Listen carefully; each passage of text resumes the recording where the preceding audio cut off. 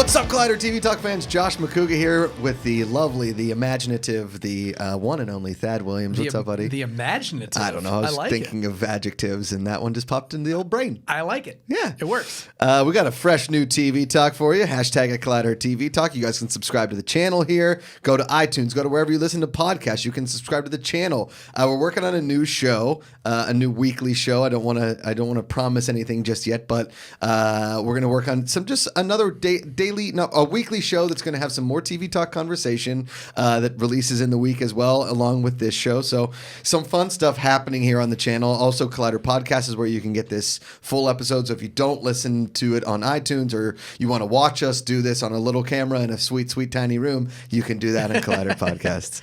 That was a good pitch. Not bad, right? I like that. I was dozing off for a hot second, and then I came back right to life. Yeah. I did. Somebody said to me on Saturday, I officiated another wedding. What's your number now? This was number 9. Number 9. Yeah. Number 9. And I'm 8 for 9. This is not bad. Eight marriages still going strong. I didn't know what you meant. One divorce. One divorce. Yeah, that's a good record. It's not bad. And the one that I did, it was kind of last minute, and I kind of knew it was going to end in divorce anyway. So fair enough. You know. Yeah. We had I had an amazing wedding, and this woman came up to me as part of the bride's family. She goes, usually I doze off during ceremonies, but yours was fantastic. I was like, thank you so much. I appreciate that. So it's keeping the people awake. I like it. Keeping you awake here on a Thursday going into a Friday here, Thad. We've got a full jam-packed episode. So much TV. I mean, come on. I would like to say that this, before we get into the news, that this week's episode of This Is Us did make me cry uncontrollably. Yeah, what's your count for that? How many episodes have you cried? Well, I didn't cry in the first one. Really? You know what I cried more about? Was wishing that I was in Pittsburgh the night of the Immaculate Reception. When they were like, how about that game? I was like, I bet my dad was telling his friends, man. Because as soon as I saw that jersey come on, I was like, oh, Josh is probably crying right now. Yes. Like there's a Pittsburgh jersey on screen, and it's like there's something feeling you. The Franco Harris stuff got me pretty emotional. That's but fair. This week when she was in her her dream state. The dreamscape stuff, yeah. That got me pretty crying. There were some guest appearances in this past episode that gave me a little bit of the feels. Yep. I'm just loving this. Jumping ahead. Yes. Speaking of This Is Us, they just announced this morning Sterling K. Brown just signed a pod deal with 20th Century Fox Television. Really? Yes. He now joins. I think Milo and Mandy Moore are both already have them. Okay. Yes, Milo and Mandy Moore. Basically, as I put in the notes, what's a pod deal? Dad can explain. Here comes That Explains. Giving you the business. So a pod deal, it stands for production overall deal. Right. It basically means he wants to develop content for both to star in and also just to produce. Mm-hmm. He's been talking about this for a long time. He's said in a 2016 interview he wants all of his projects to entertain, educate, and edify. So he's really big about bringing good, worthwhile content to the fold. Sure. And so this just basically means that anything he produces, Fox will pay for the development, and then they have the right to distribute, whatever. Well, no, they get first right of refusal, but he can't take it elsewhere. So it's exclusive to 20th Century Fox. So they either make it or they don't make it. Okay. But it gives artists the freedom to kind of develop inside a bubble. They give this to a lot of showrunners and high profile actors and actresses. They're all in on Sterling K. Brown. Yeah, well, and 20th Century Fox Television, I believe, they produce This Is Us for NBC, so that's why they've made these deals with these big name cast members. Now, is 20th Century Fox, are they part of the Disney deal? Isn't there some? Yes, 20th TV is part of the Disney deal, and they actually announced this earlier this week that the deal's going to go through a lot sooner than we thought. They're going to start moving offices over and getting rid of redundancies around the new year. Right. And New Fox is still going to be called Fox. Yeah, they're calling it New Fox for business purposes. It's like when you spin off a company, a lot of times it's you call it like Newco. Right. And there's a story that we're going to get to today that was a Newco that now has a new name that's pretty terrible. Right. But it's brutal. It's pretty bad. Yeah. But so New Fox is actually Old Fox, but it's all the stuff that Disney is going to basically. they're not leaving anything on the table. They're buying it all, right, and then spinning off everything that they're not allowed to legally own. Right. So they can't have 2 television networks. So New Fox is going to be its own thing. They can't have the news network and the business network because they already have a news division. So that's going to stay part of New Fox, and some of the Fox Sports channels. Well, because Disney and ESPN and yeah, they're taking a lot of it, but I think there's some regional channels that are staying put. Okay. I forget exactly what that is, but yeah, there's a ton. I mean, 20th TV will at the end of the day be its own entity under the Walt Disney Company. Right. So This Is Us will be, in essence, produced by Disney, but it will be produced by 20th Century Fox as a television. branch of. This is sort of like, let's just say you had a hoarder grandmother pass away. Yeah. Right. You have to go into her house and sort through everything, keep the things you want, spin off the things you don't want to other relatives. Like, hey, do you want the China set? Yeah, do you want that? This is an estate sale. They're getting the entire Murdoch estate. Correct. And they are spinning off what they don't need. They are keeping some we should really be so lucky. They're keeping some key talent. We talked about this a little bit last week, but Dana Walden, who was the superstar that used to run 20th Century Fox Television with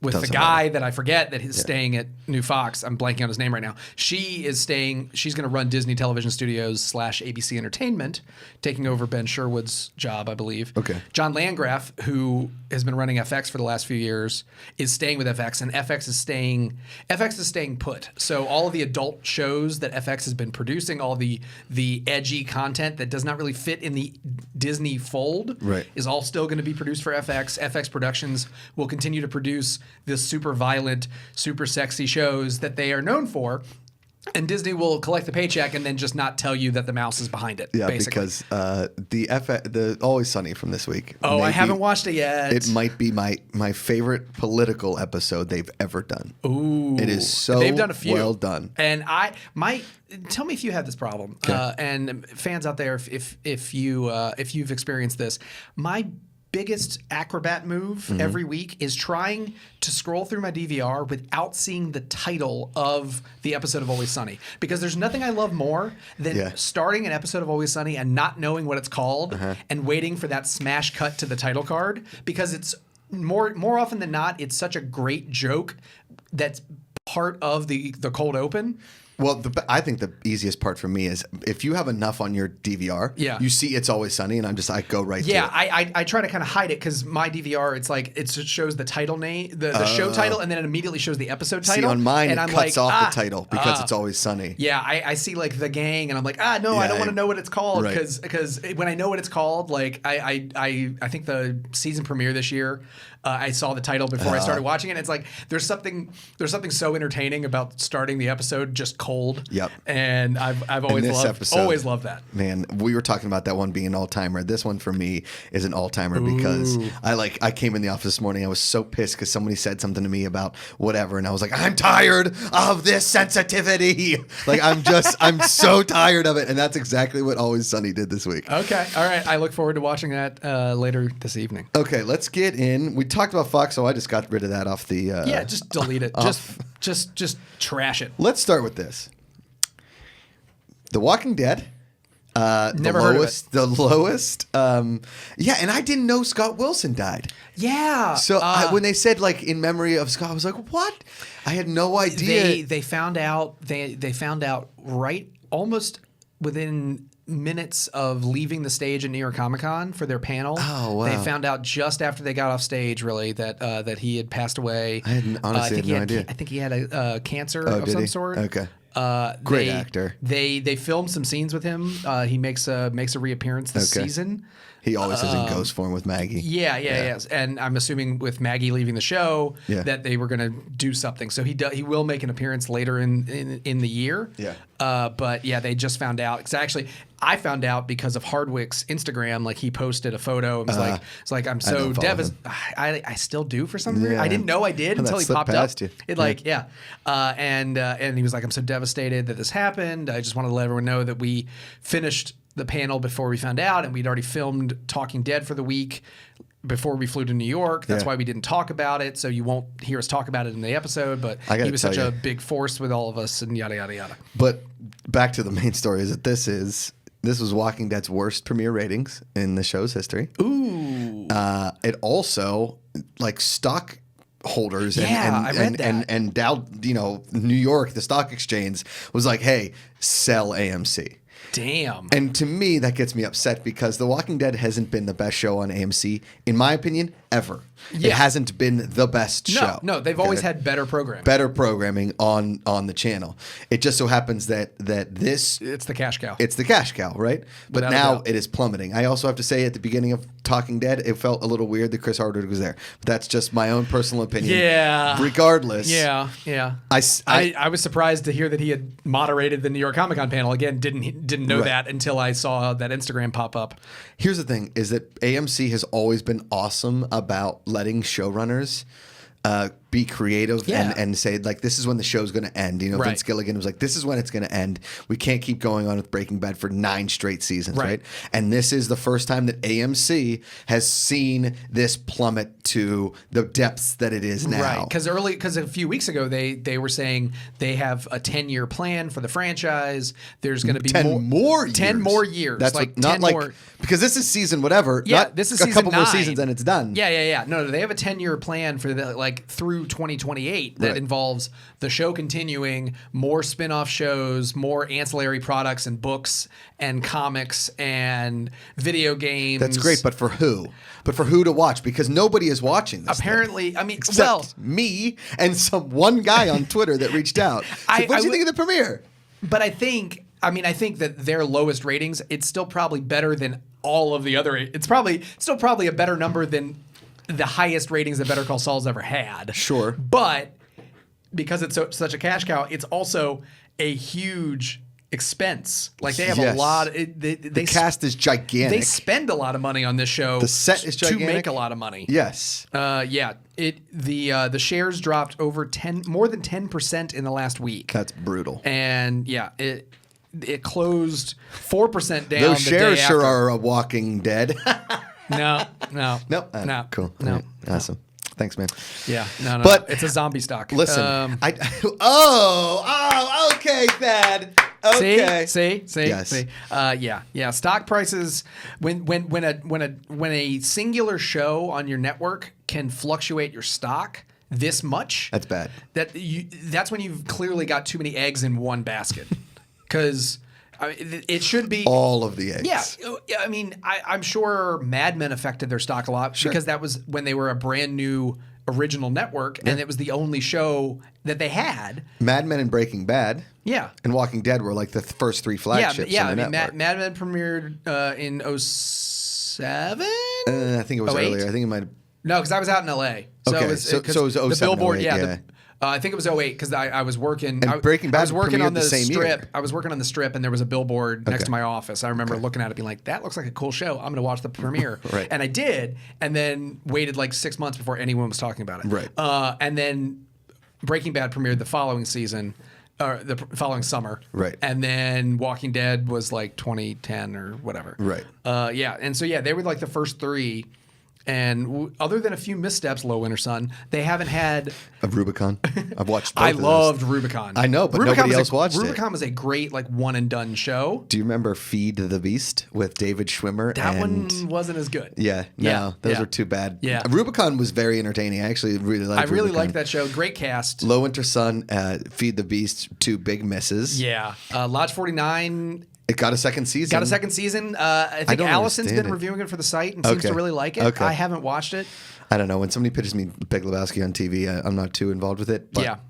And I know that people, this is an unpopular opinion, and I will get destroyed for the people. I'm just not a big Lebowski fan. I appreciate it for what it is as a movie. I think it's fine. It's a very fun movie. I think it has a little bit too much of a cult around it at this point. My God, dude, take it easy on the Big Lebowski train. I think it's funny, but I don't think it's I don't know. My comedy is definitely a lot more broad and Dumb and Dumber than it is Lebowski. That's fair. Fair. I think it's one of those movies that was ruined by the college like poster Dude, circuit. yeah. It's like it's the Every comedic dork. version of Scarface. Yes. Scarface. Thank you. Too many friggin' Scarface posters up on people's walls, and Yep. like the full poster on the T-shirt, Yep. and everyone thinking that that accent was good. Yeah. And Thank you. no thanks. Yep. All right. So what else we got? What else Point we got? Sorry, Walking Dead. Yeah, but also too, the premiere was fine. I don't know what it shows, like a political drama now. I don't even know. What? Yeah, I swear to God, dude. Yes. I mean, Yep. okay. Yeah.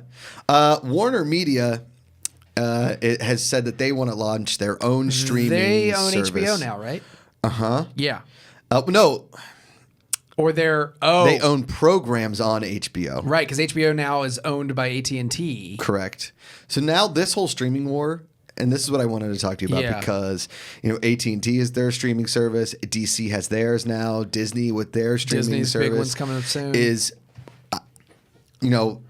people have been trying to take out Netflix for a while. Yeah. They haven't. No. Right? So I is this still have a something- Netflix account. So yeah. Do you still have a Netflix I do account? actually. Yeah, it's kind of crazy, but Yeah. that either Netflix gobbles these up, or now we have a bundle under a Netflix banner or under a Disney banner of Yeah. like, hey, if you buy the Disney package, you also get Netflix and this, and if you buy the Warner package, you get DC and this, Right. Because there's no possible way that these other streaming services can that we're all going to pay for it and think that cable television is going to survive. It's going to be, at the end of the day, you're going to end up spending more money than you would on just regular cable. Correct. Like the whole cord cutting concept was to free yourself of the programming that you don't want, and to also lower your costs. And the majority of a cable bill cost, as some people might know, the majority of a cable bill cost goes to sports programming. Yes. Because ESPN and all the sports and FS1 and all the sports channels pay very, very high license fees to all the football leagues and baseball leagues and NCAA and everything else.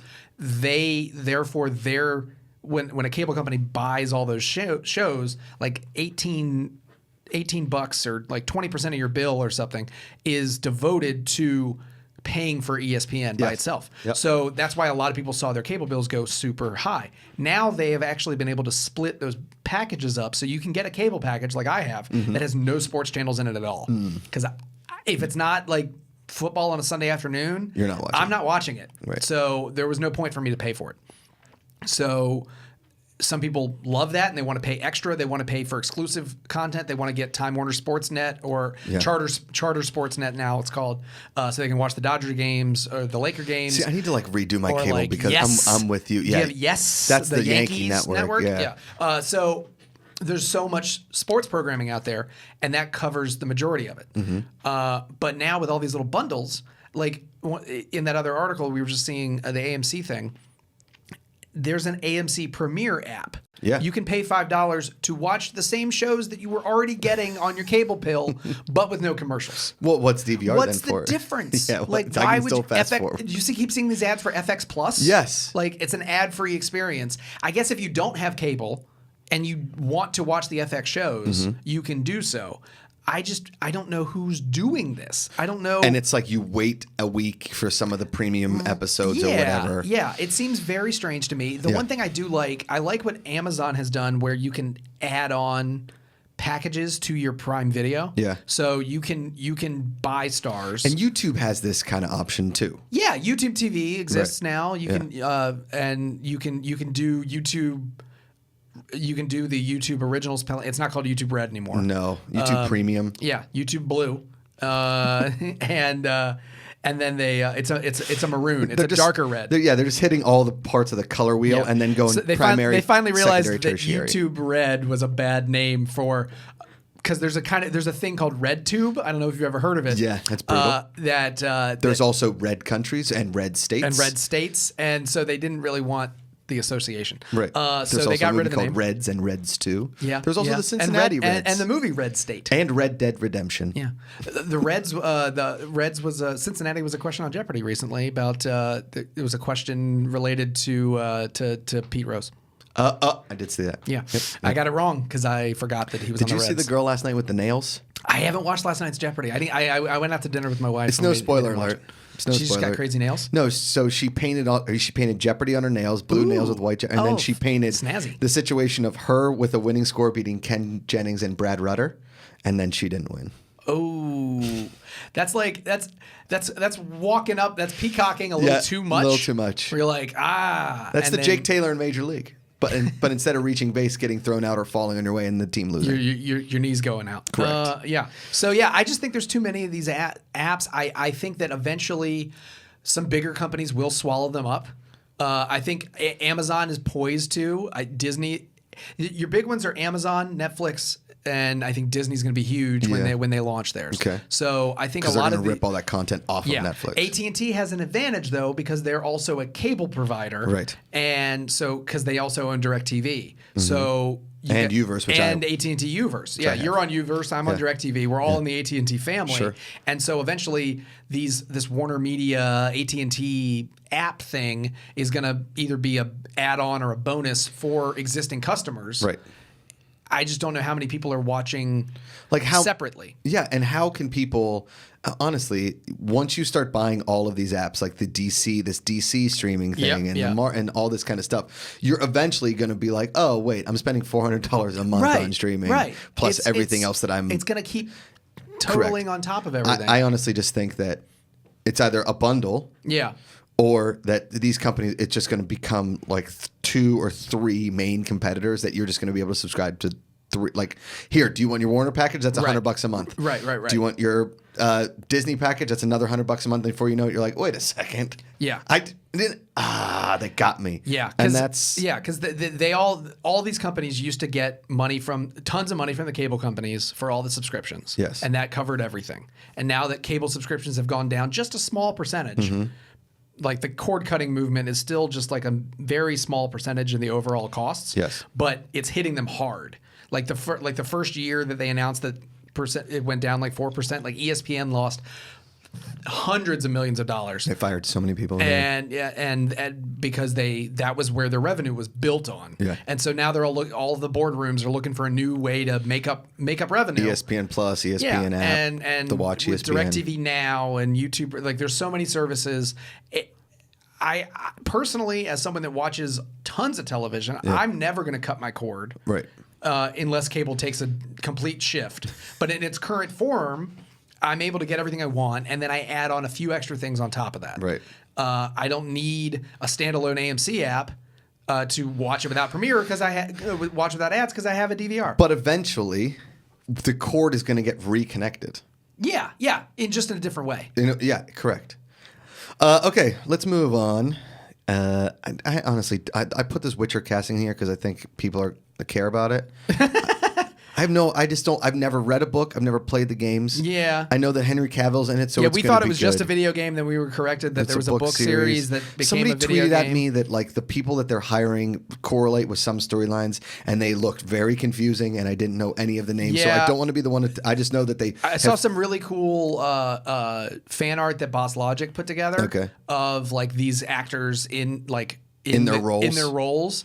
And it was like, okay, that looks cool. Sure. Like I'd watch that. I'm going to go into this like I went into Game of Thrones. I didn't read the books. I have not read the books. I won't read the books until the show's over. You're experiencing the show in real time. For the first time. As the show. Correct. I think there's something to be said about that. I mean... Which is what worries me about this Mandalorian show. Like, is it based on a book? And people are going to be like, it's not like it's canon, but it's not. Right. And this Witcher is not going to be like the Witcher I know, Thadd. Yeah. If I like it, I like it. If I don't, I'm not going to point to the book and be like, it wasn't like my Witcher. You kids and your Witcher stories.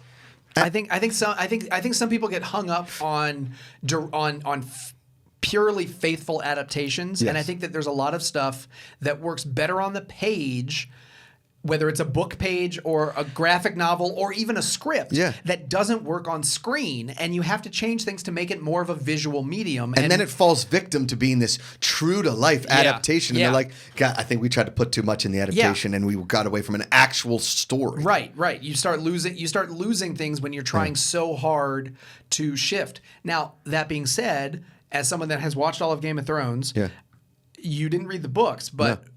it seems like the overwhelming agreement from a lot of the fans of the books is that when the show had a book to rely on for the story was really solid, and the most recent season. I disagree 100%. You enjoyed it. I'm a popcorn fan. Right. I refuse to be like, well, the dragons couldn't possibly have fallen, and then the dead people. It's a story, guys. It's a story.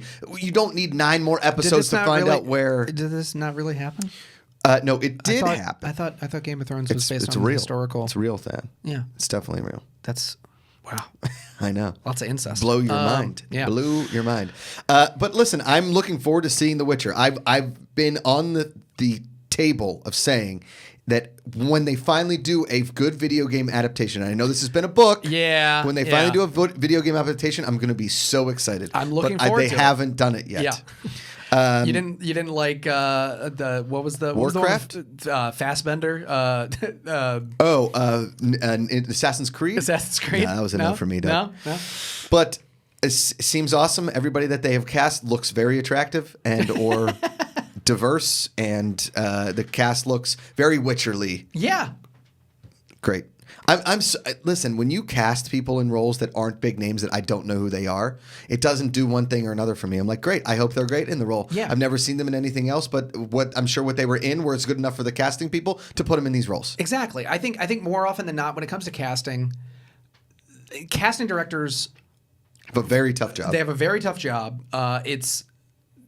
There's a reason there's a movement to get the casting an Oscar. Yes. Because the job of a casting director is to do the legwork, to find sift through the thousands of applicants to find that one right person. Yes. The truth of the matter is the director and the producers don't get involved until the very end stage. When the you do a producer, director, when you walk in that door, because I've tested for 3 things in my life, right? As far as TV or whatever goes. Yeah. And I have a lot of friends that are actors and actresses. Right. And I've had to help them put themselves on tape. Yeah. Because nowadays with how technology works is you put yourself on tape and send it in. And then you don't even go into the first audition anymore. Then if they like what they saw on tape, then they bring you in. I think because they've taken away that like cold audition, you lose a lot of the personality off the tape, in my opinion. No, I think that's a lot. I think that's true as someone that has I've had to cast films of my own in the past, and it's hard. It really is. Like you're seeing people that are brand new, the greenest people on earth, but they can, in the room, like on paper they don't look good. In the room, they're perfect. But also, too, sometimes, the camera lies, there's cuts, there is whatever. So putting yourself on tape. This is a whole longer conversation. But what it does for the casting directors is it takes away that cattle call waiting room, which they still do for commercials, which I've walked into and I'm like, I'm not going to wait for this. I'm not going to get it, and I don't really care. But for the casting directors, that helps them weed through the first level. And then they have the callback, then they have the next callback, and yada, yada, yada. Yeah. That being said, the casting directors' assistants, people that work for casting directors, sitting in front of the thing, watching the same person do the same thing over and over again. Yeah. 1 is difficult. 2, there's a reason why like 4 to 5 people get called back in because they do something just a little bit different. It's the slightest twist on like everything else. You're seeing if you're casting a specific role. Yeah. Like say you're casting the son of your lead actor.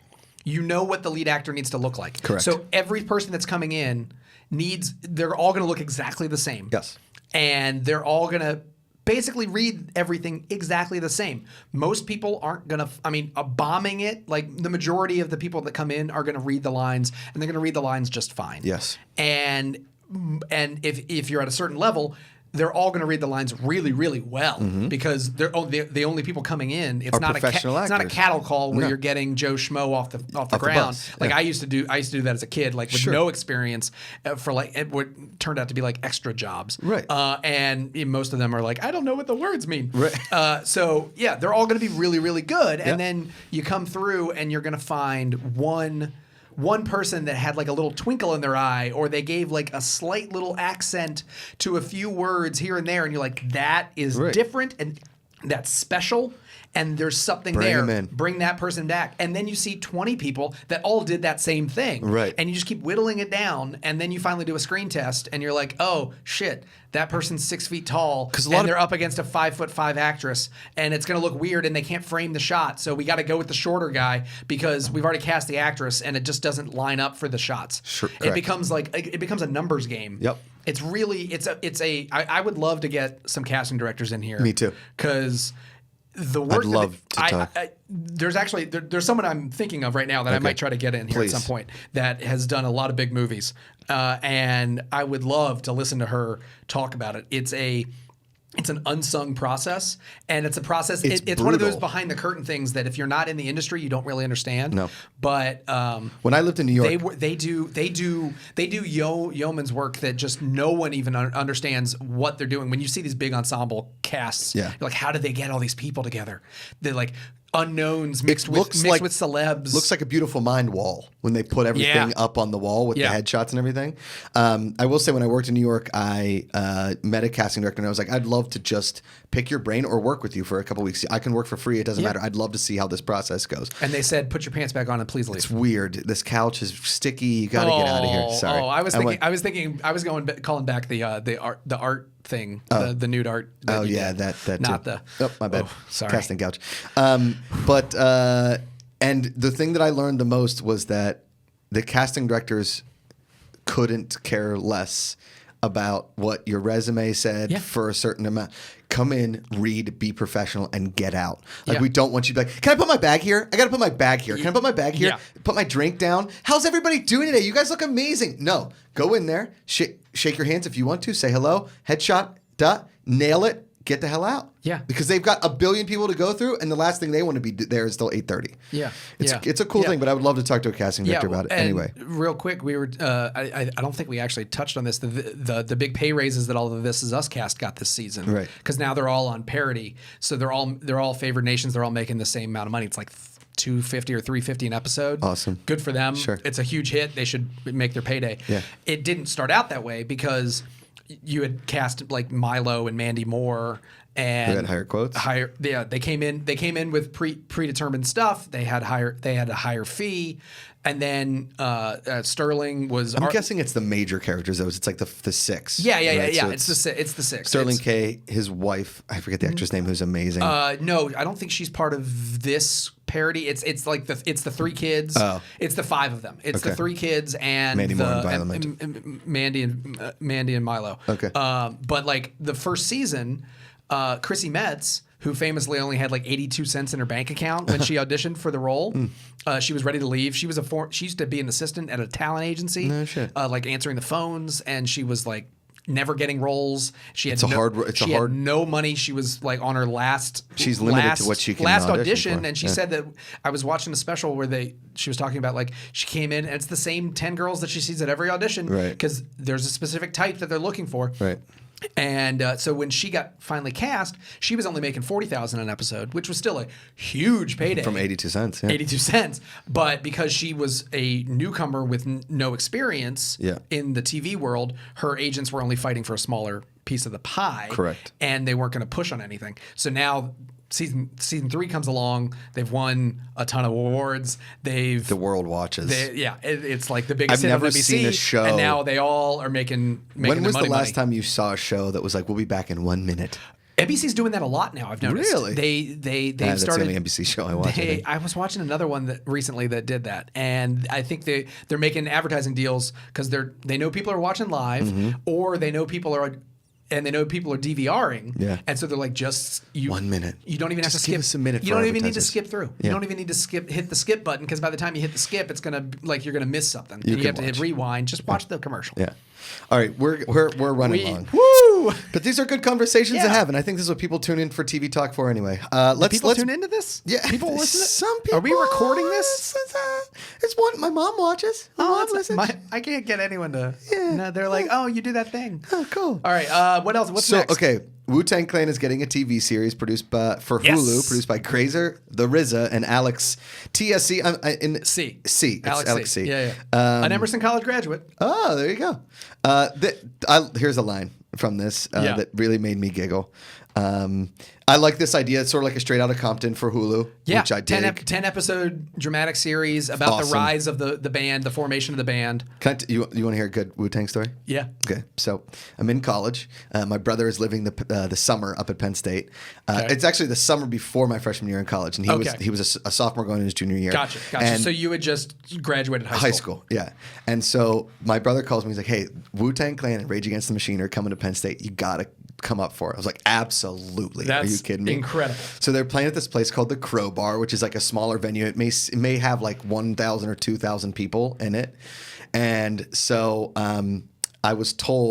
we were told that the Rage Against the Machine would go on at 10 and Wu-Tang Clan would go on at midnight. Okay, which is late as is. Yeah, that's a late show. Yeah.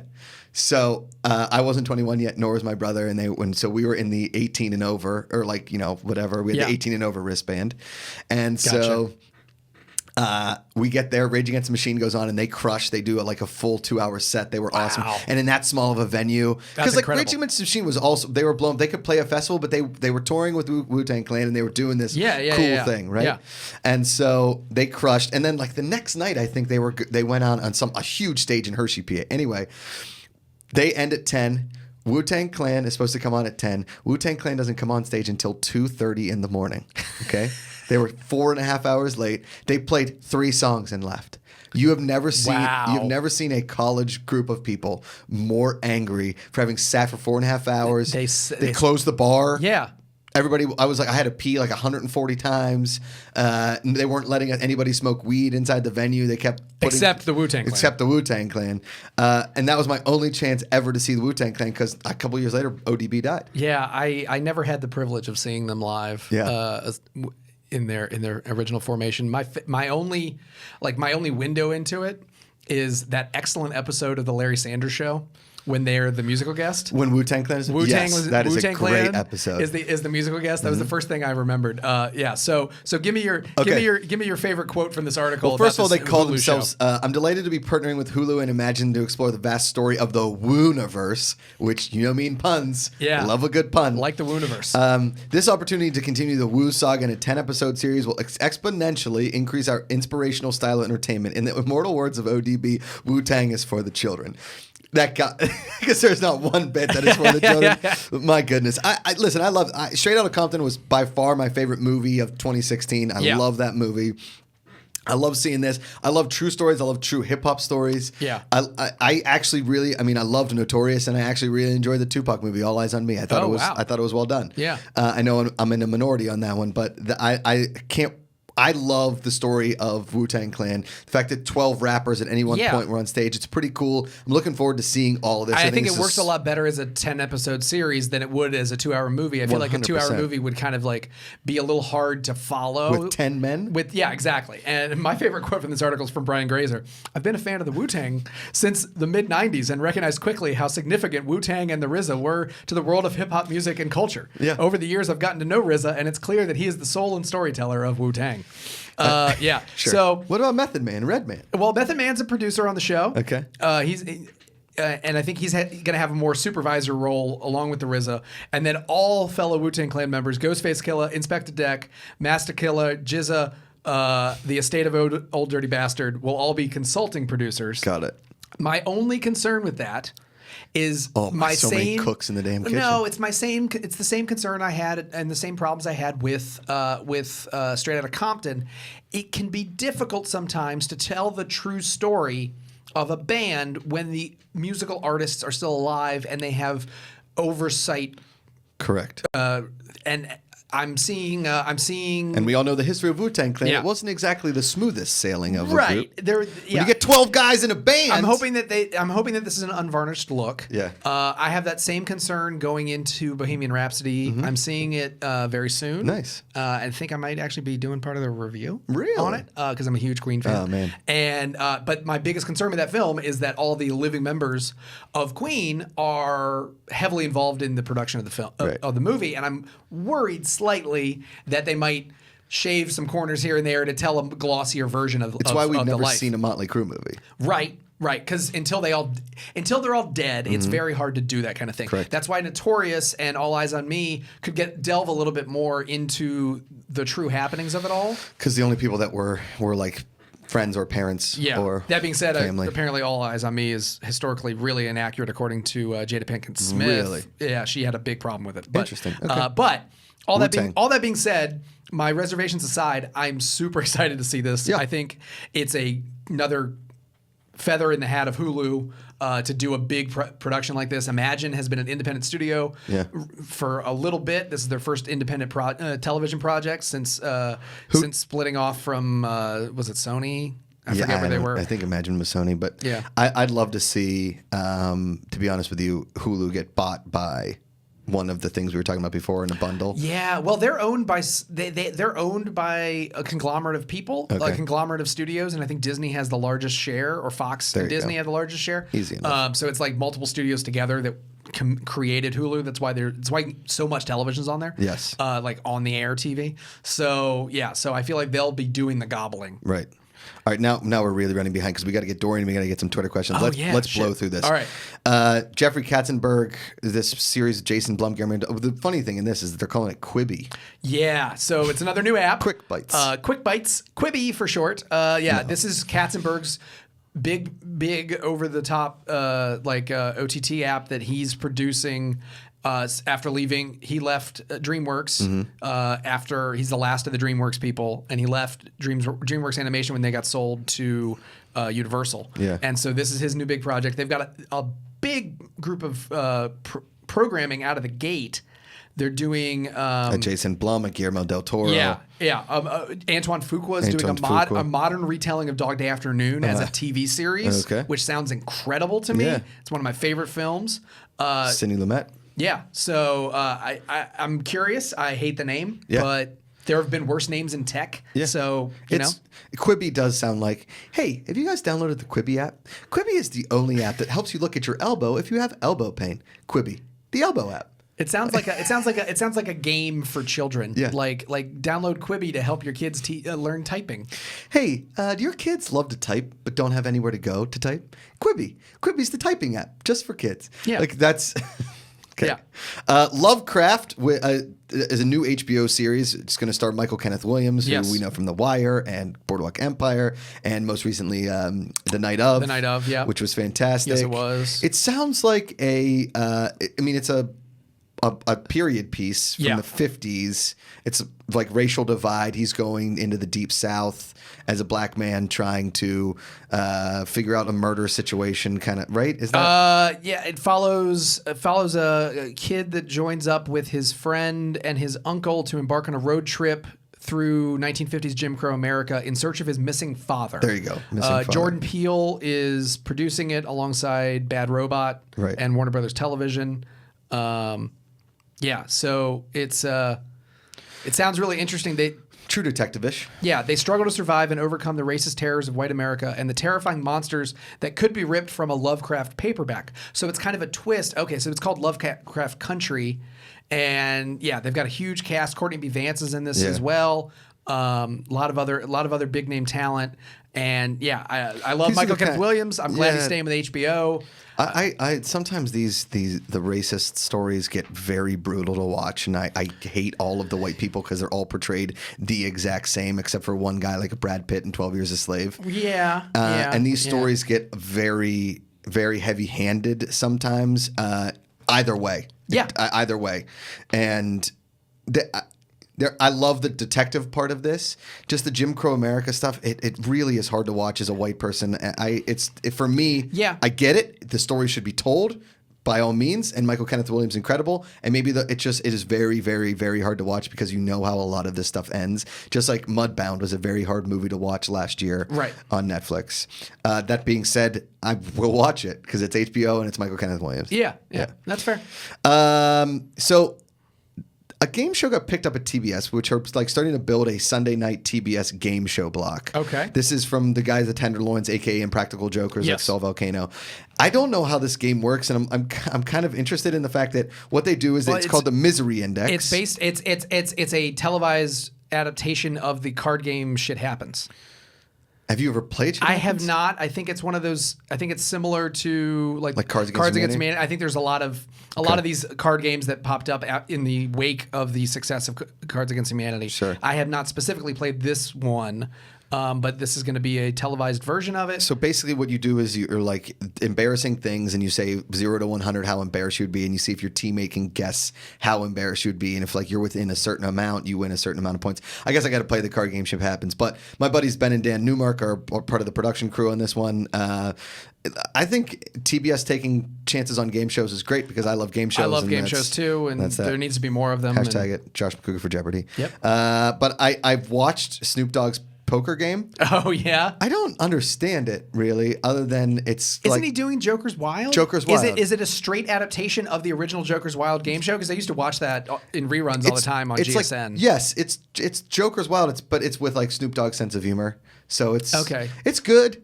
It's good. It's a little slow. It's not. I'd like games to be a little more gamey. Yeah. $100,000 pyramid kind of stuff. Gotcha. And Jeopardy. I love the ABC game show block. It's great. I love that they brought those back. Yeah. They don't need to be an hour because it's like two shows back to back, but they have to fill 3 hours of time, so it's fine. Sure. But like Pyramid, Celebrity Family Feud, Family Game Night. And then what's Match Game. I'm a huge Match Game fan. I think Alec Baldwin does a great job hosting the new Match Game. So I enjoy that kind of nostalgia factor of it all. I agree. It's good for the summertime. Yeah. So yeah, I don't know. I was just reading this article. What is this? So Turner TNT is doing a live medical crowdsourcing reality series with actual doctors. Medical professionals. This sounds like a magnetic poetry exercise. Yeah. Like you're just picking out words and then from a hat. The crowd can then vote on what they think is wrong with the person. So imagine you're like, okay, you have that one friend that's a hypochondriac and they know exactly what's wrong with everybody. Yo, dude, it's definitely Crohn's. You have Crohn's, for sure Crohn's. You mean my wife? Yeah, correct. Or my wife. Our wives. Our wives. Yeah. They like to diagnose themselves with things before any doctor can. Yeah. Well, I just read on WebMD that I've got this, and this, and how any doctor is signing up for this is bonkers because all doctors do. There's a lot of doctors out there people that have medical licenses that want to be the next Dr. Drew. Okay. They want to be on TV. Have you seen that terrible daytime talk show, The Doctors? Oh, that's brutal. Or like Dr. Oz or any of that crap. Like Dr. Oz has become more of like a Rachel Ray. Right? I used to love the Dr. Oz clips that they would play on The Soup.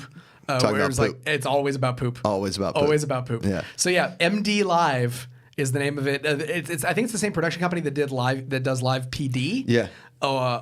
And it's a huge Live PD is a huge hit. And so this is either the same company or a ripoff of it. It's going to feature breaking medical alerts and live remotes from around the world. The series will enable a team of medical experts to help diagnose and or treat patients on location throughout the country.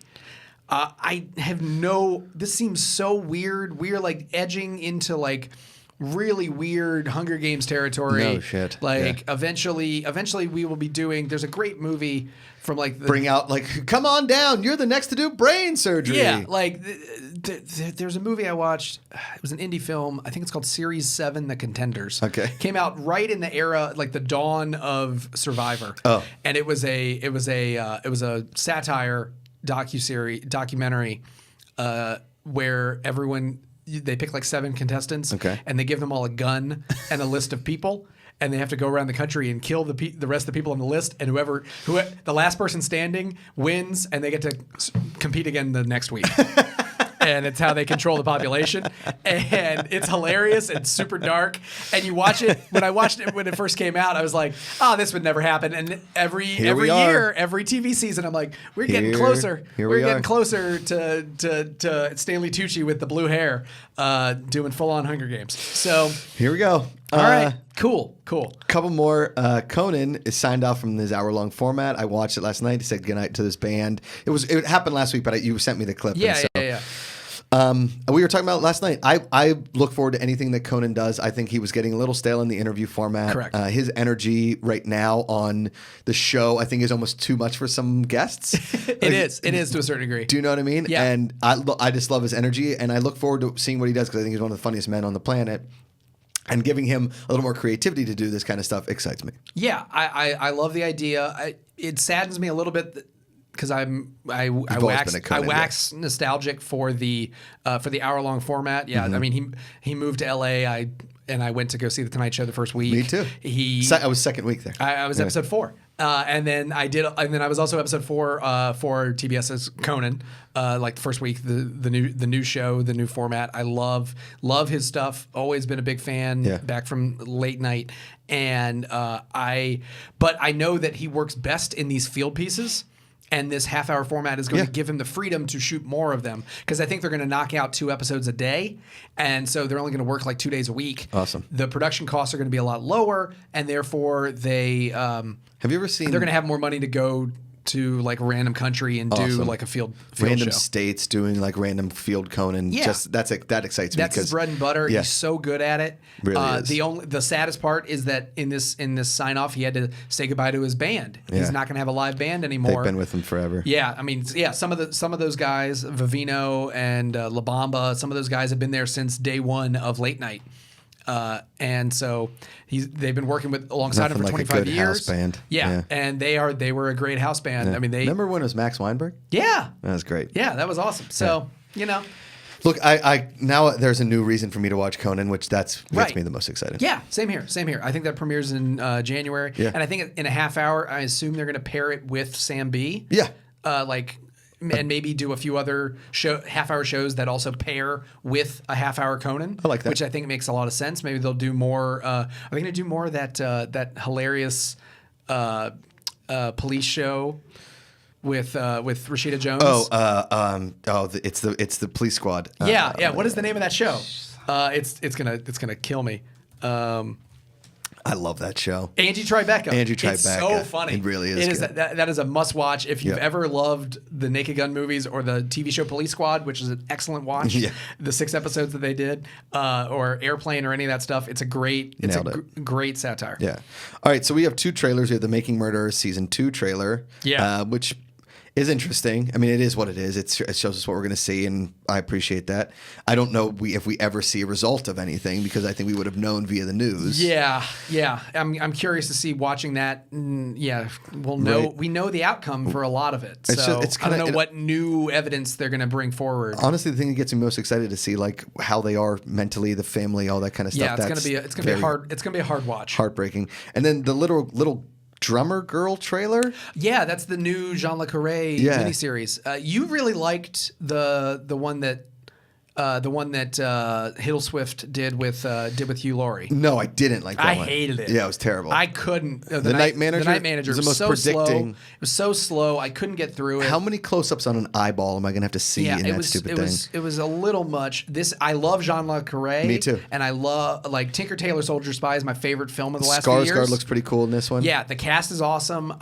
It's a different director this time for this miniseries. Yeah. So I'm really excited about it. I'm definitely going to watch it. I hope that it's a little bit more entertaining for me personally. I know a lot of people like The Night Manager. David Griffin? Yes. I was not one of them. Yeah. Okay, and then Renewals. We got Kidding. Yep. Kidding is season 2. Are you still watching? I need to catch up, but Okay. I'm enjoying what I'm seeing. I think I'm going to binge it when it's over. That's what a I good did idea. with Succession. That's and a good idea. Yeah. Ozark gets a season 3. Yep. Awesome. Jason Bateman saying, excited for myself, not too excited for Marty. Man in High Castle getting a season 4. Have you watched any of season 3 yet? I started it. I'm liking it so far. I got through. I've watched the first 2. Okay. Started 3 last night, and it was too late, and I needed to pause. And then Mr. In Between got a second season as well. You're liking that, right? Dude, I love it. I gotta get into it because we're still watching. I'm watching Mayans, but I haven't started Mystery In Between. It's probably one of the darkest comedies you'll ever watch. Okay, It's fantastic. I like that. Yeah.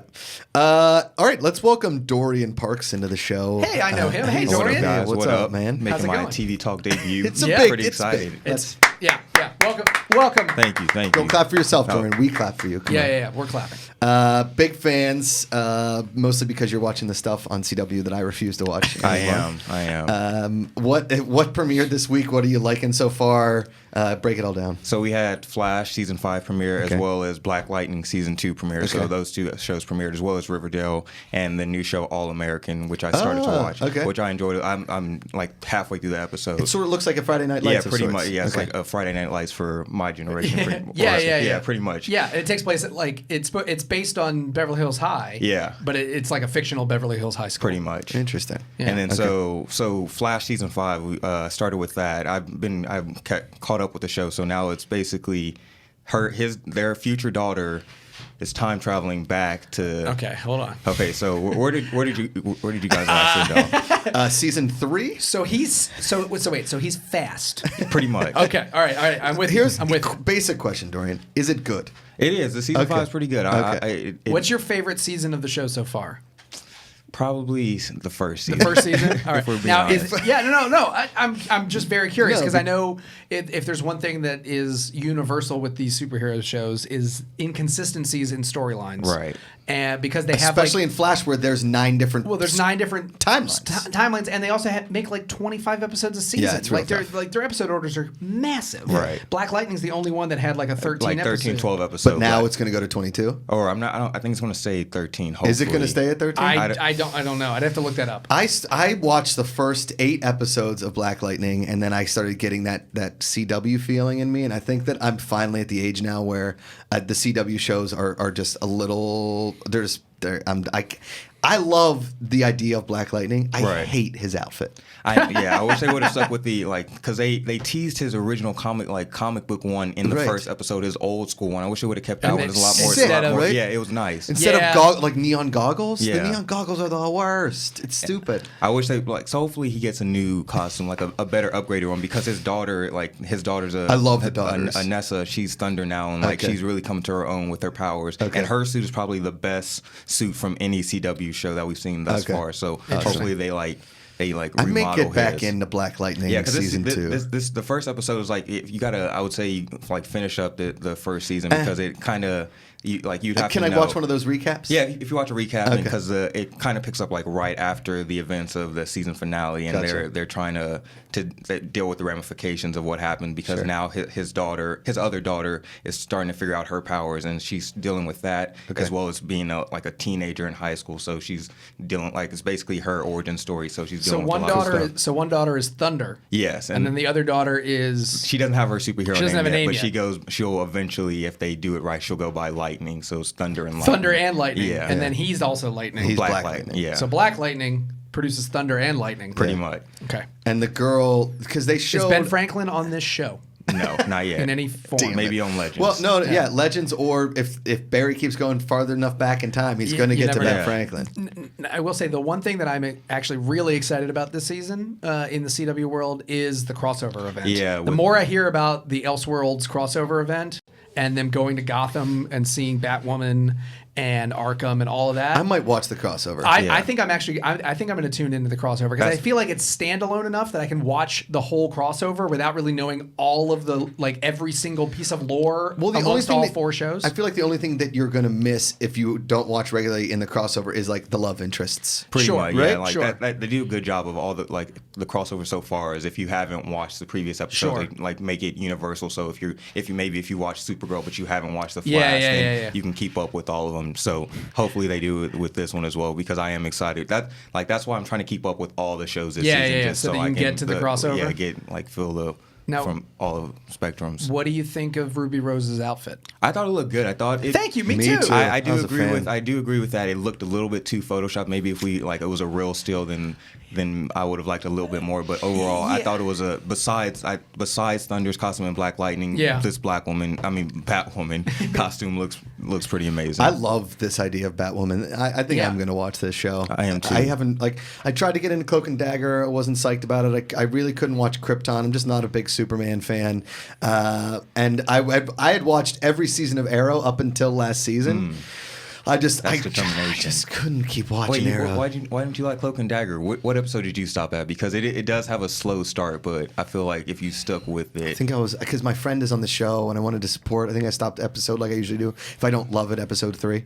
Yeah, like it by the end you'll be like, all right, it was worth the slow build up. Because do you watch Marvel's Runaways? I do, and they tease some connections to that show. So really, and they put Runaways on Freeform as well. So season 2 will start. It'll be on Hulu, but it will be on Freeform as well. No way, so really? I didn't know. They're trying to hopefully build the audience a bit, their world together, and make some crossover connections. Yeah, see, I'm kind of like you. Like you watched all Arrow or a lot of Arrow. I watched every single hour of Smallville. Yeah, when it originally aired. I did too. Like all 10 seasons or whatever it was, and that burned me out for superhero TV for all eternity. Yeah, like, that's a lot of TV. Because if you, like, I think I watched the first 4 seasons of Smallville just for Kristen Craig. That was it. Yeah, but then they had Oliver Queen, who was played by Justin Hartley, who's now in This Is Us. Right. He was the original Green Arrow in that universe. And they had Lois Lane show up. They had an Aquaman in this show too, didn't they? They did have Aquaman for a couple episodes. Alan. Yeah. What is Alan Richardson? Did you watch all of Smallville? I did not watch all of He was only on a few episodes. Yeah, but and he goes off to now he's on the Titan show as Hawk.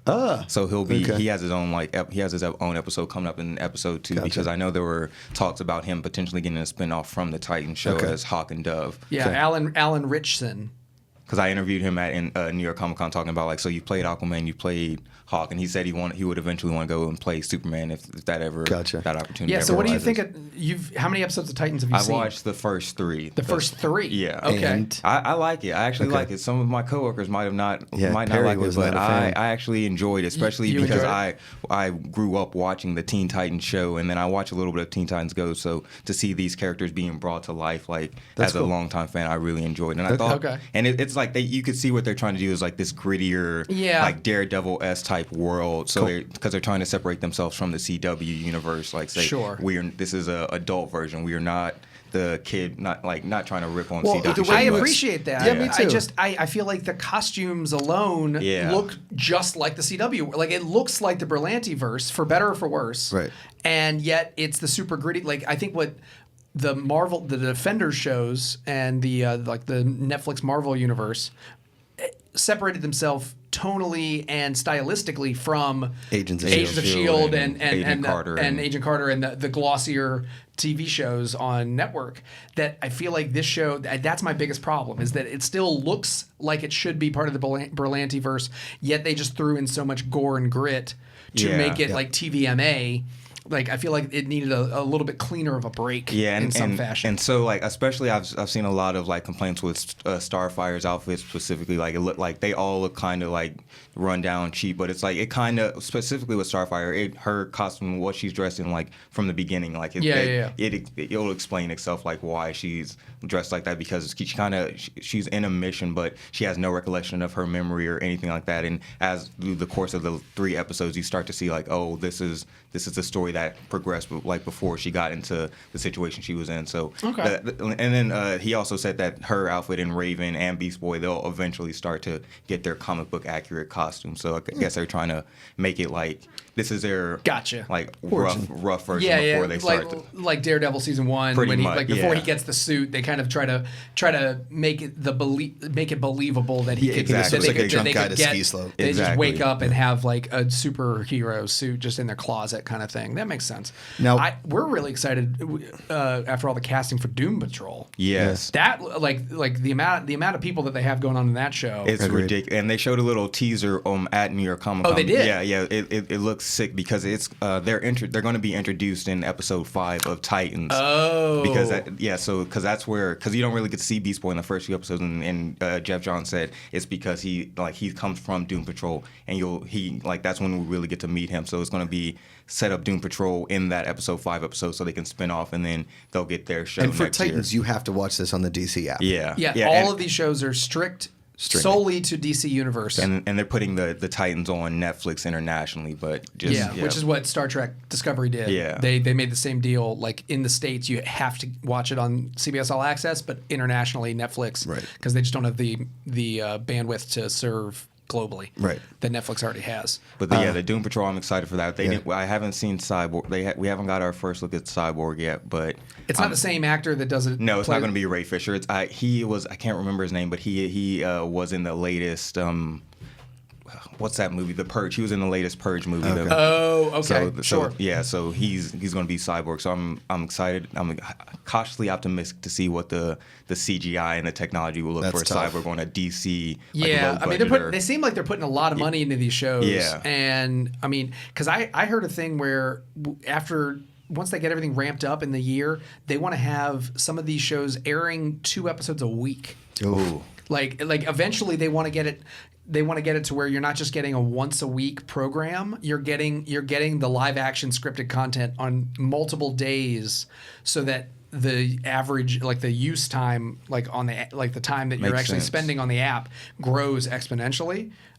Which is a monumental task in my opinion, but if they can pull it off, I mean... Yeah, it makes sense, but yeah, Titans alone, it requires heavy CGI, especially Starfire and Raven, because that's all their powers are, and Beast Boy, that's why we're not going to see him as much as the others, because it's like him transforming into animals.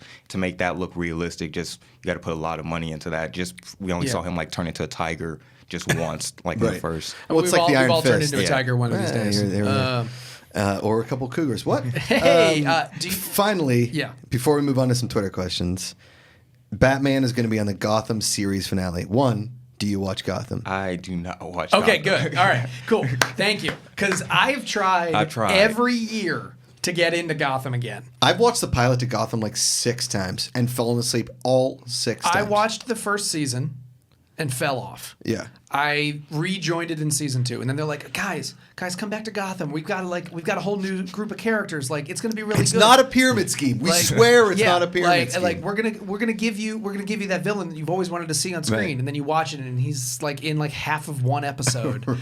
and it's at the end of the day, it's a procedural. It's a detective procedural with supervillains. That's all it is. Yeah. And then they keep hinting that we're gonna do more of the mythology. We're gonna do more of the mythology, and they finally at New York Comic Con said. Roxy Stryer will fight us on this one too. In the series finale, well, sorry, Roxy, the show was garbage. Roxy, but in the series finale, Batman will finally appear because I think they're making a 10-year time jump for season 5. Cool. How is that kid who's only like 17 years old? Like, how is he going to play a 28-year-old person? No, I think there's going to be a 28-year-old actor. I guess. I think they'll just have to recast, or just put a fake beard on him like Ryan Gosling in Notebook. Yeah, it could happen. I hope. I don't know. I don't watch. I've tried multiple times. It's on Netflix. And I just saw it on my queue yesterday. They were like new episodes. I was like, scroll past. That's a scroll. Sorry. If you're out there, if you're still really big into Gotham, can you please give me a 140 characters old school tweet? People like why us. should I actually watch Gotham again? Because Batman's my favorite comic book character of all time. But he isn't in this. He's not in the show, and it was. Somehow it worked with Smallville. Like the Smallville rule was no tights, no flights. Right. And that was the rule in the writer's room that Superman would never wear the costume and he wouldn't fly. Right. And then in the series finale, he rips his shirt, you see the S, and he soars off into the sunset, and that was the end. That was their whole production budget. Is that what Batman's going to be? Yeah. Like at the very end, like it's also the Krypton thing. Is like, hey, it's not Superman, on? but it's his buddy, it's his grandfather, it's his great-great-grand. I don't care. Yeah. I don't. Krypton, and I've watched a few episodes of Krypton. I actually enjoy it. I just haven't had. There's so much superhero shows on. That's the thing I'm now. Trying to jump between it. Yeah. So it's I started Iron Fist season 2. Okay, so I did. I liked Iron Fist a lot more than season 1. I didn't hate season 1. I mean, I didn't like it, but I didn't hate. I said on Collider Live yesterday is that I'm treating a lot of this stuff like Gus Fring in TV wise and not life. No, I'm treating a lot of TV like Gus Fring in Better Call Saul or Breaking Bad. Is like, it's fool me once and then you get killed. So Iron Fist, you fooled me once and then I had to put up with you in Defenders. I'm not going to go back to you. Yeah. Jessica Jones, I liked you first season, but I know I'm supposed to stay till the end, but I'm not going to. Luke Cage, I love you, man, but they are just throwing you in with 9 different villains, and I want Mike Coulter to do this. It upsets me. Season 2 of Luke Cage, they course corrected and it worked. And I thought that the appearance of of Danny Rand as Iron Fist in that one episode of Luke Cage got me excited to watch. That was the best we've ever seen. The Danny best Rand. time, best he's ever been written, ever. The best he's ever performed the role, the best fight choreography they've ever done with him. And so I'm in like I just started maybe 2 or 3 episodes into Iron Fist season 2. Okay, yeah, and I'm enjoying it. Yeah, and they did a good job of, because I think they realized in the first season that the character himself is not a leading character. No. Like Danny Rand himself can't carry a show, so they made sure in season 2 to make Colleen Wing like rotated, because she's around. incredible. Yeah, Jessica Henwick is incredible in that role. And she was also great in Luke Cage. Yeah. And so have you finished all of Iron Fist season 2? I have, yeah. You especially it's only 10 episodes, 10 right? episodes, and when they introduce Misty Knight into it, they make it right because she comes back. Yeah, they set up the Daughters of the Dragon. I love Misty Knight. And their relationship in Luke Cage season 2 worked fantastic for me because they built it up in Defenders and it worked. And I think, does she fill the void of not having Claire around? Pretty much, yeah. She stays throughout the whole the show. She makes it work? Yeah, okay. So they're like, all right, Danny Rand, you can't be the focus. Colleen Wing, you're the main focus of the show, and just go off of there. I need Netflix or whoever's doing this to help me. Okay, I'm doing a plea to camera. Please make like an hour and a half long cliff notes of each season because I've already missed them. Please make that. Did you watch? Please. Did you watch the recap for High Castle that I was tweeting about over the weekend? No. So if you haven't started High Castle season 3, or even if you have, they did a half-hour recap. That's amazing. It's narrated by Stephen Root, who's in the show, and also the greatest living actor around. Daddy Wanna Fish. Yeah. I know Brendan's place to the ground. Yeah, I love Stephen Root and every single thing that he does. Yeah. They did a half-hour recap. You could go into season 3 having never watched an episode of the show. See? After watching the half hour, they explain every plot line, every character relationship. And they boil it down exactly so you can follow along. And because I hadn't watched the show, hadn't been on for over a year, I forgot 90% of what was going on, other than the core concept of the series. Then I will watch that. It filled in every gap in my mind. And I think I don't know if you've seen High Castle at all. I haven't. You'd love it. You genuinely could watch this recap. Okay. I would say watch the pilot because it's a really good pilot, but you could jump ahead, just watch the recap, and dive right into season 3 and know everything you need to know. Yeah. Fine. Half hour. I don't care. 45 minutes. Just Netflix, do something for me. The biggest complaint with High Castle was that the first season was really slow, and it took like the whole season to really figure out what the leads, like who we were supposed to care about. Yeah. And that's why I think a lot of people, and people that were responding online to me, were saying that they just didn't feel invested in the characters. Okay. Because I think season 2 kind of made you feel invested in everything and figured out like follow this person, this relationship is worth it. And I think that watching that recap, I think more and more shows should do that, especially the streaming shows. Yeah. And especially the superhero shows that are 13-hour-long episodes that we want to keep going, and they keep releasing more seasons. And I'm so excited for Daredevil season 3, but I'm worried that it's been because 2.5 years. Yeah, it's been a minute. It's been 2.5 years since he's had his own show. I'm worried that I missed too much Luke Cage and all the Iron Fist and all this stuff, that I'm going to miss stuff in Daredevil that are going to be like throwbacks to something. Right. When if I had a 45-minute to an hour-long recap of Luke Cage season 2 and Iron Fist season 2, that I would be totally cut up for Daredevil season 3 because I would want to watch that, but I look at all the TV that I have to watch and that I need to watch over here, and all the TV that's already gone by that I don't have to do a review for that I missed, but I would like to know what happened. Yeah. I'm right there with you. Thank Lord. So it seems like season 3 of Daredevil is kind of it's picking up from the end of season 1 with the Kingpin storyline and all that, because season 2 is mainly just to set up Punisher and Elektra for their own stuff and Defenders. So this one is like a season 2 for the actual Daredevil show. Which I like. Yeah, so if you just watch the end of Defenders, I would just say it's like go from there, and then you really don't. You've miss actually anything. seen Daredevil. Yeah, I've seen the first couple of episodes. You've seen the first like 4 or 5. Yeah, first 5. Non-spoiler, are you liking it? Yeah, I love it. Okay. It's back. It feels like it's. I want to say it's the best season. We're gonna have Dorian and maybe Coy do a non-spoiler review of season 3 and put it out before the season starts. So if you are interested in it and you want to know whether or not it's worth the time, and maybe they can kind of catch you up a little bit if you haven't watched all season 2, all of these Netflix shows, you can listen to their review. We'll do it next week sometime because the show comes out next Friday. Yes. So they're going to sit down and kind of recap it for you, and because Netflix won't do it, so we'll do it for you. Right. So Netflix. Yeah. if you're like Josh and you are completely lost by all this, I'm upset. You're in the weeds on this Daredevil. I am. So Do we have any Twitter questions? Yeah, let's do. You want to stick around for the Twitter questions? Yeah, Terry? I'll stick around. Nice. Get out of here. I'm kidding, Dorian. Stay. We've gone Stay. pretty long, so let's do a few. But you guys sent in a bunch. So we'll save some for next week. Sorry, We can talk. We got on some Yeah. tangents. Okay, this one comes from James White Zombie. For 1 week, the only thing you're allowed to watch is a single TV show of your choice. What TV show do you choose? So for 1 week, you're allowed to watch that one. I think it's something with a bunch of seasons, right? Show that I love. I'll go Parks and Recreation. I mean, It's a great show. It is your Twitter handle. That true. Dorian Parks and Rec. It's your Twitter handle. It's a great show. It really is. Are you into The Good Place? I am. I love The Good Place. I'm watching It's the, so good. So funny. And you know, they take place in the same universe. Yes. That's so amazing. Michael Schur is a genius. I love that show. Oh man. It's so fun. I was going to It's so think about saying entertaining. The Good Place, but there's only There's not that there's not that many of them, and they're short seasons. See, I always lead towards comedy because I Yeah. don't think I can watch like Sopranos over and over again, or Breaking Bad, or No. whatever. That'd just be depressing. The Wire, something like that, or Game of Thrones even. You know what? I would put Seinfeld on there, but I would lean maybe towards like an Office, Parks and Rec, because Yeah. Parks and Rec is, in my opinion, the most underrated comedy of all time. It's Yeah. better than The Office, in my opinion. I don't the disagree. character development Yep. from the Completely beginning agree. to Yep. the end. Is And they just, never- Way more consistent. Yeah. And they Yes. never branch from that main cast Nope. like they did in The Office. Yeah. And the Because it main- wasn't yeah. on long enough, they could figure it. Right. And the one time that they let people go, they brought in new blood, and it worked so well. Like Right. when Rashida Jones left, and they brought in Adam Scott, or when what was it Ron? Yeah, but Livingston? they weren't like super main No, characters. no, Like, no. Rashida Jones They did a great job of seamlessly integrating Yes. them. Whereas The Office, because they lost their main voice Right. in Michael Scott, they kind of had to drop everything and refocus the show. No, I agree. And I think that So I would say Seinfeld, Yeah. but I love your Parks and Rec choice. yeah, What do you think? it's for me. It's West Wing every day.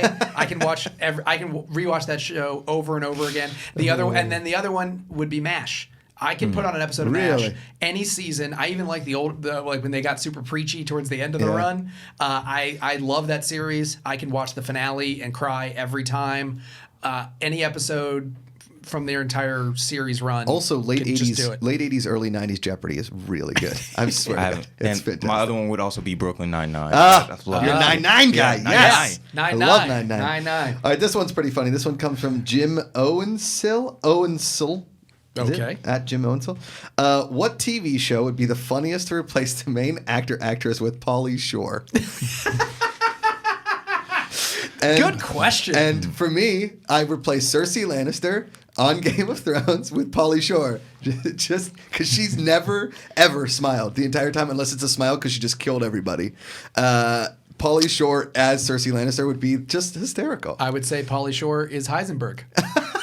Come back to me on that one. Come back to me. Yeah. Come back Do to you you know on who that. No, I Pauly don't Shore know who is? Pauly Shore is. Oh. Pauly Wait. Shore, he's Wait. a 90s Yeah, you do. actor. He's a comedian. Have you seen the movie Encino Man? I haven't. Have you seen the movie First He's Son? that guy. You've seen him in stuff before. Wait. Oh, okay. So yeah, his, but his mom owned the comedy store. He's now a part owner of the comedy store. Oh, okay. But he's like, it's kind of hard to describe Pauly Shore. Yeah. oh yeah, I've seen in- that guy. in- I just never. I guess I've In never the Army watched none now, of his- son-in-law. I was thinking son-in-law. Okay. All right, yeah. It's okay. It's all right. It's all right. Yeah. This Blood. next one comes from at McLean _ Will. So Will McLean, I'm guessing. Now, his first name is underscore. What one TV show would you want to experience for the first time again? Ooh, That's a really good one. that is a really good question. I would say first experience all over again. That's really hard. I know, right? I mean, there's something to be said. Do you know what my original thought was when I first read this question? I'm thinking I'd love to go back and experience *Halt and Catch Fire* for the first time all over again. Have you ever seen *Halt and I Catch haven't. Fire*? Dude, it's 4 seasons It's all on AMC. and it's all on Okay. Netflix now. It's all on Netflix now. It's about the creation of. It's basically about the start of Computers and the internet. Okay. Like home Yeah. computers. So it Yeah. starts in the Silicon Prairie in Dallas, and then it moves to Silicon Valley in San Francisco. It's all the same characters. I've never cried harder at the end of a finale. It's awesome. Stars Okay. Lee Pace, who was in Yeah. Guardians and is in Captain Marvel. Scoot McNairy, Carrie Bichet. It's awesome. Okay, I'll give it a chance. Mackenzie Davis. Mackenzie Davis. That's an incredible show. Yeah. Again, going back to The West Wing, my favorite my favorite experience watching that show was watching the whole series with my roommate and watching him experience it for the first time because he had never watched an episode. Yeah. And I would probably have to say Mad Men. Ah, that's a good one. There was something like experiencing that show. You'd like Mad Men, Dorian. I've watched a few episodes. I do like. I just it's a cool look at '60s America. Yeah, it really is. Yeah. What about you? This is a really hard question. That's a real. I mean, I feel like I'm answering it wrong. Like, there's so many things that I would just love to. Yeah. There's also shows that like I missed. Yeah. Like The Shield. I watched the pilot of The Shield. Shield's and it's incredible. Great. Oz, Generation Kill. Oz I never got into. Generation Kill is really an awesome miniseries. Yeah. But yeah, there's a lot of shows from like. I mean, I could go back to Marvelous Mrs. Maisel. I'd love to experience that show again for the first time because it was such a great 8 episodes of just that was a wonderful perfection. That was a wonderful binge. And there's like, but yeah, there's a lot of great. Daredevil season 1. I was thinking about do I go comic book route? I was like, Brooklyn Nine-Nine, maybe Daredevil season 1. Yeah. I'll say Brooklyn Nine-Nine for now. I mean, the first time I watched the Always Sunny pilot. Yeah. Oh, damn, yeah. Just knocked me on the floor. The Brooklyn Nine-Nine pilot is an extremely good pilot. It is it's one of those few comedy pilots where as soon as it started, it hooked me. Yep. And that doesn't happen often with comedies. All right, let's do one more question. This one comes from Ben Kramer at BennyBoy24. If you could pick a doctor, lawyer, and cop / detective from any TV show and put them in a TV show bar, who would they be and in which bar? Ooh. Okay, so you take the most offensive bar on TV, Patty's Pub in Always Sunny in Philadelphia. Yep.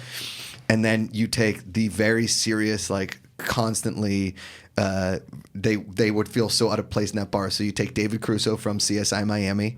You take Glasses. Yes, Glasses. You take Meredith Grey or whatever her name, Meredith Grey from Grey's Anatomy. There's your doctor. Yeah. And then you take your lawyer. I mean, I think you take like Sam Waterston from Law and Order, it, you stole right? mine. Damn it! I'm still gonna use him though. I'm still gonna use Sam. All right, Waterston. I'm gonna go basic, easy, simple. Okay. So you take Jessica Jones, detective, Matt Murdock, the lawyer, and then Claire Temple, the night nurse, and put them with the Patty's Put Pub. them in Patty's Pub. Put them in Patty's That's Pub with really the good. cast. I like they're that. gonna defend Philadelphia. Yeah. Yes. Yes. Yeah. I like it. Yeah. I like that'll it. be mine. They might be the only people that could stop the Always Sunny crew. Yeah. So I would go with the bar from Cheers. So I would put Sam Waterston in there, and then you would create his drunken character on the newsroom. Oh, because he was just always on the precipice. He's always drinking a scotch at the end of a case. Okay. But if you put him in Cheers and he's there every night, he becomes the drunken guy from the newsroom. Yes. For doctors, I'd also throw in Doogie Howser, MD. Oh, Doogie. Because I feel like he could go there and they'd be like, "You're too young to drink here," and he'd be like, "But I just fixed everything in this hospital," and they'd say, "Okay, sure," and they'd give him a drink. And then for cop, I would pick probably my favorite police officer, Sipowicz. I almost went Sipowicz. Okay. I would actually go with from Homicide: Life on the Street, Andre Braugher, who was Shit, we didn't pick any of the cops from Brooklyn Nine-Nine. Damn, we fucked down. Because Andre Braugher in Brooklyn Nine-Nine. Correction, not Andre Braugher, not Frank Pimpleton, because Frank didn't drink that much. Yeah. I would go with John Munch, who is Richard Belzer. He started on Homicide and then went to SVU. Okay. And he used to own a bar on Homicide in Baltimore. Is there anything? That's funnier a great than, bar. There's a great bar in that show. Is there anything funnier than maybe like a bunk in The Wire or perhaps Ice-T? I was just thinking about Ice-T. Ice-T. Yeah. But then Coco is the bartender. Ooh. Now we're talking. No. She can't fit. That ass can't fit behind that bar. I didn't say that. Sorry. Come on. She has assets. Assets. They're pretty hot. Hey. Listen. Don't get Coco. All right. Is that it? Are we done? I think that we'll do a quick pick of the week because I haven't done one since the new show started. A pick of the week. There it is. Okay, listen. I've been preaching this show around the office all friggin' week. Yeah. It's Big Mouth on Netflix. It is by far the funniest animated show I've seen. I've laughed out loud so many times, probably since like I first started watching Family Guy. Okay, it's also the most risky, offensive show you'll ever watch. Okay. Ever. I've watched like the first 2 episodes. It's good. I like season 2. I've been wanting to. I've so much other TV, but it's a good. I gotta dive through it. It's 20 episodes now, 30 minutes apiece. It's Nick Kroll, it's John Mulaney, Maya Rudolph, Jason Mantzoukas. I mean, the voice talent that comes in and out for that. I honestly think that Gary Oldman might be in season 2, but I can't figure it out if it's Gary Oldman or not. The show is just bonkers. My wife tried to watch it last night. It's not for her. It is just for dudes. It is a dude animated show. That's what it looks like, and I'm all right. I'm all right with that. It is hysterical. I can't recommend Big Mouth high enough. That's it. Collider TV Talk. Dorian, where can the good people find you? You can find me on Twitter at Dorian Parks and Rec. Dorian Parks with the letter N Rec, because Parks and Rec is better than The Office. All right, boom. I like it. That's his tag. That's what Parks and Rec is better than The Office. Thadd? You can find me at Thadd Williams, because that's my name. That's it. I'm at Josh McCouga, the Josh McCouga Show on YouTube. Hashtag at Josh McCouga for Jeopardy. Thank you guys for watching. Subscribe to the channel. Collider Podcasts. Go to iTunes, any kind of place where you get a podcast. Like, rate, subscribe, tell people about it. This is TV Talk. We're back. All kinds of fun stuff coming up. Fall TV. We've got Daredevil. Dorian's going to do some stuff. We talked about it. Thank you guys for listening, for watching. We'll see you next time. As always, put down the book, pick up the remote.